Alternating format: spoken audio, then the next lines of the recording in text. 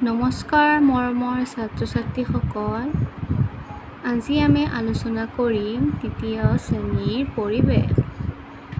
Lesson number 6 আমাৰ যান-বাহন। অনুশীলনী 1 নম্বৰ উত্তৰ লিখা। ক নম্বৰ 3খন যান-বাহনৰ নাম লিখা।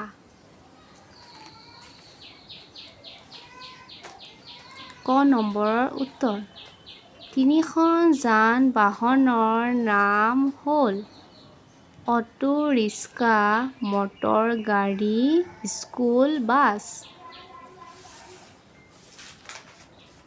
খ নম্বৰ তোমালোকৰ অঞ্চলত কি কি যান-বাহন চলাচলৰ সুবিধা আছে?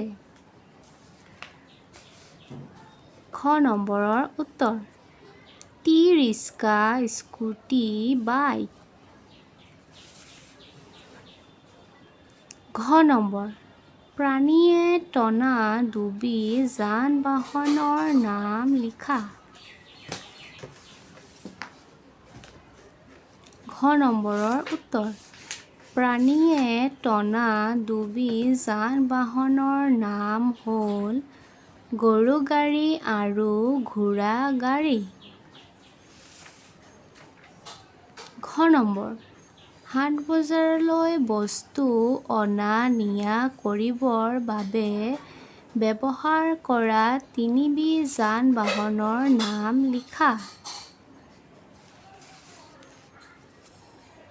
ঘ নম্বৰৰ উত্তৰ ট্ৰাক, ঠেলা গাড়ী, গৰু গাড়ী। ঘ নম্বৰ যান-বাহনৰ পৰা আমাৰ কি কি সুবিধা হয়? ঘ নম্বৰৰ উত্তৰ যান-বাহনৰ পৰা আমাৰ বহুত সুবিধা হয়। কম সময়তে এঠাইৰ পৰা আন ঠাইলৈ যাব পাৰোঁ, বয়-বস্তু আনিব পাৰোঁ। 2 নম্বৰ ক অংশৰ লগত খ অংশ মিলাই লিখা। মটৰ গাড়ী মাটিত চলে। উৰা জাহাজ আকাশত উৰে। ফেৰী পানীত চলে। মালবাহী ৰেল বস্তু অনা-নিয়া কৰে।